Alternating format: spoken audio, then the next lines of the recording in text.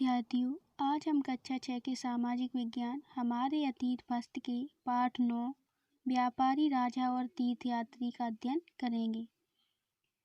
प्रश्न अभ्यास है पाठ पुस्तक से। उसमें आओ याद करें में पहला क्वेश्चन है, निम्नलिखित के उपयुक्त जोड़े बनाओ।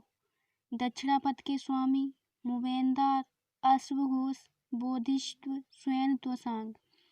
तो इसका उत्तर होगा दक्षिणापथ के स्वामी हैं सातवाहन शासक, मुवेंदार चोल चेर पांड्य, अश्वघोष बुद्धचरित, बोधिसत्व महायान बौद्ध धर्म, स्वयं त्वसांग का होगा चीनी यात्री।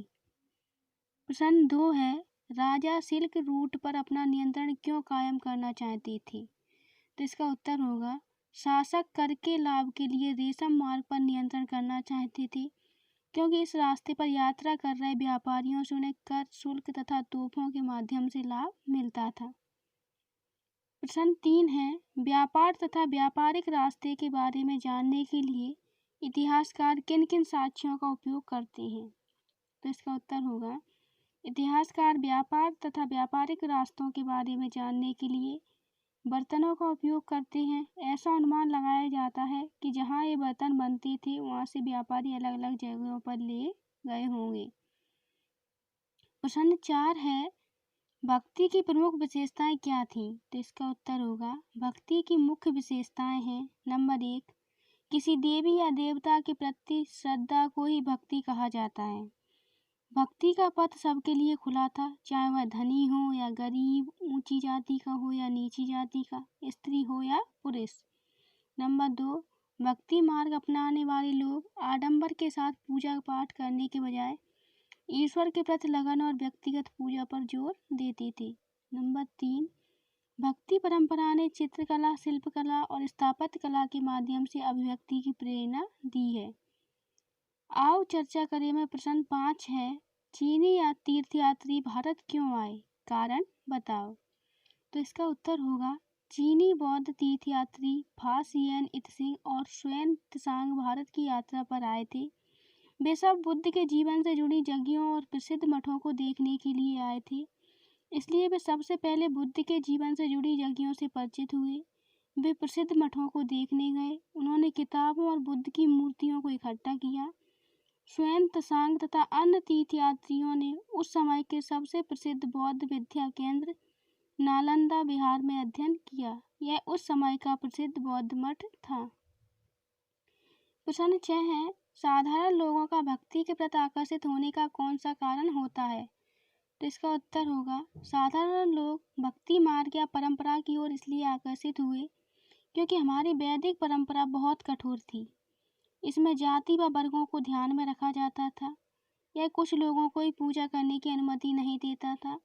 वे मंदिर में भी प्रवेश नहीं कर सकते थे, लेकिन भक्ति का पथ सबके लिए खुला था, चाहे वह धनी हो या गरीब, ऊंची जाति का हो या नीची जाति का, स्त्री हो या पुरुष। प्रश्न 7 है, तुम बाजार से क्या क्या सामान खरीदती हो? उनकी एक सूची बनाओ। बताओ कि तुम जिस शहर या गांव में रहती हो वहाँ इनमें से कौन कौन सी चीज़ें बनी थीं और किन चीज़ों को व्यापारी बाहर से लाए थे। तो इसका उत्तर होगा बाजार से खरीदी गई वस्तुओं की सूची। नंबर 1 कपड़े, नंबर 2 मिट्टी से बनी वस्तुएं, नंबर 3 चावल, नंबर 4 जूते, नंबर 5 किताबें। ऊपर दी गई वस्तुओं में किताबें, कपड़े तथा जूते व्यापारियों द्वारा बाहर से लाए जाते हैं, जबकि मिट्टी से बनी वस्तुएं व चावल शहर या गांव में ही उपलब्ध होते हैं। प्रश्न 8 है, आज भारत में लोग बहुत तीर्थ यात्राएं करते हैं, उनमें से एक के विषय में पता करो और एक संक्षिप्त विवरण दो। संकेत, तीर्थ यात्रा में स्त्री, पुरुष या बच्चों में से कौन जा सकते हैं, इसमें कितना वक्त लगता है, लोग किस तरह यात्रा करते हैं, वे अपनी यात्रा के दौरान क्या क्या ले जाते हैं, तीर्थ स्थानों पर पहुंचकर वे क्या करते हैं, क्या वे वापस आते समय कुछ लाते हैं। तो इसका उत्तर होगा लोग बहुत सारे स्थानों पर पूजा तीर्थ यात्राएं करते हैं। इनमें से एक स्थान हरिद्वार है। यह हिंदुओं के लिए बहुत प्रसिद्ध स्थान है। यहाँ हर कोई व्यक्ति जा सकता है। यह लोगों के लिए इसलिए महत्वपूर्ण है क्योंकि यहाँ गंगा नदी पहाड़ों से निकलकर मैदानों में प्रवेश करती है और लोग इस स्थान पर धार्मिक स्नान कर सकते हैं। गंगा का उद्गम हिमालय में हुआ है। यहाँ भगवान शिव और अन्य देवी देवताओं के बहुत सारे मंदिर हैं। सावन के महीने में लोग यहाँ उत्साह के साथ घूमने आते हैं और गंगा जल के साथ भगवान शिव की पूजा करते हैं। वे पवित्र गंगा जल लेकर विभिन्न स्थानों के लिए पैदल यात्रा करते हैं।